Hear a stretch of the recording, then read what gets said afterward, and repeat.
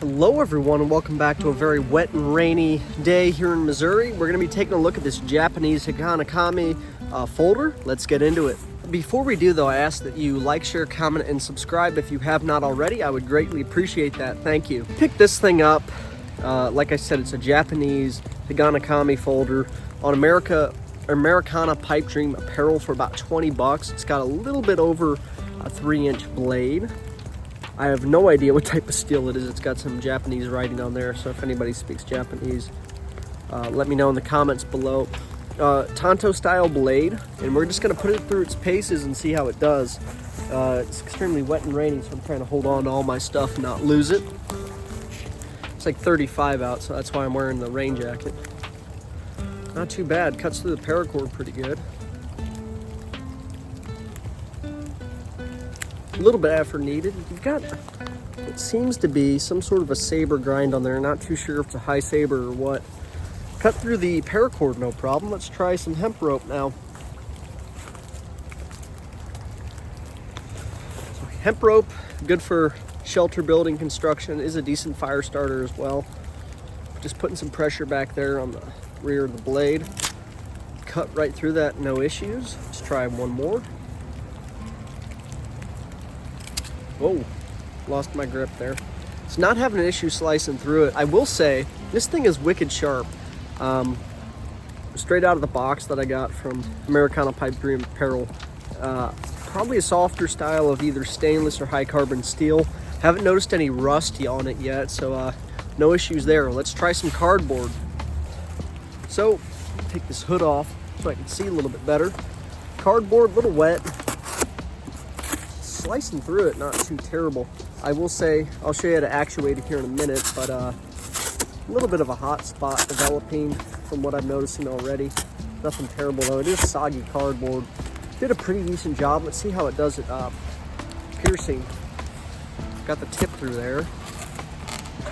It is getting hung up a little bit. Cut through it, not too bad. Now, it's like a basic sheet metal construction. It looks kind of like an old school straight razor that you shave your face with. The only issue is, so you've got this little tab here that you're going to actuate to get it out. It takes so much force to get that thing out. So I don't know if I need to go in there and grease it up, do something, but that is the deployment on this guy is not going to be super easy. That's probably the biggest downside, but for 20 bucks, this makes a decent backup EDC. Throw this in your camp pack and just have something to play around with at camp. Let's move on. All right, y'all. Got the Japanese Higonokami folder. A very wet piece of wood. It's pretty soggy, so we're going to see if we can make any type of spear point at all. Already noticing where that indent is, where you put the blade down. Some hot spots, but nothing terrible. Chopping through those knots pretty good. I'm curious to see how this steel holds up because it does seem rather soft, just from initial observations. It's getting the job done though, so a lot of pressure being needed to put. It might just be because of the small size of this, or it might just not be the best blade or edge geometry to be doing this. You know, I think once you get the angle right and on a piece of extremely knotty wood, it'll get done what you need to get done. Sweet, not too bad. Now something like this though is not going to be a massive chopper. You know, it's just going to be more of just like handling utility tasks and stuff like that, cutting open cardboard like we did. I can do basic woodworking though, like I was saying. Let's head inside and discuss if this would make a good addition to your EDC lineup. Okay, y'all, so let's dive deeper into this Japanese Higonokami folder. Now, something I just noticed, if you can get this little tab pushed over just a bit, where your blade rests in just above that indent, it's a lot easier to pull it out that way rather than using the tab itself. Where do I see this being a practical fit? It's a very light construction. It's not too expensive. Like I said, I picked it up online for 20 bucks, 25 maybe. It's a decent sized blade, about 3 inches. Steel seems to have held up really good after all that work we put through it. I'm not noticing any edge deformation. I think this is more of a novelty item, if I'm being honest. Now, if I know I'm going to be going in the backcountry and we all misplace things, we all lose things, I might throw one of these in my backpack just as a backup, just in case, you know, because it never hurts. Now to show you again, we'll go through how difficult that tab is to deploy, which I think is the big downside of this. I'm a lefty, righties would do it like such. I mean, I can't even do it, it's so tough. I'm having to hold the very end and push. And again, it might just be my particular example that does it. Maybe the others aren't that way, but very difficult. Now let's run in a couple other examples and show you how they deploy. These are other EDC knives that I carry. This is a Joker. This is their setter. Not a lock back, but it's got the end for your fingernails. You just pull it out. So much easier than that Higonokami. But you've got that, and then I also like to carry my Civivi.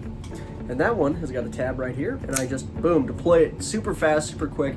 Nitro V steel in this one. I forget what kind of steel's on here. Something, MOV 14116, made in Spain. This one's made in China, unfortunately, but it's an American designer who designed that profile. Similar, not quite, but this is just a standard Tonto that's more of a modified. I'm trying to think of the name of that style of tip. Anyways, I think that's a big detriment for this guy, and it's just not the greatest construction. Sheet metal, basically. Now, I'd rather have this than I'd have nothing, than having nothing, rather. Wow, words are tough today. We're still warming up.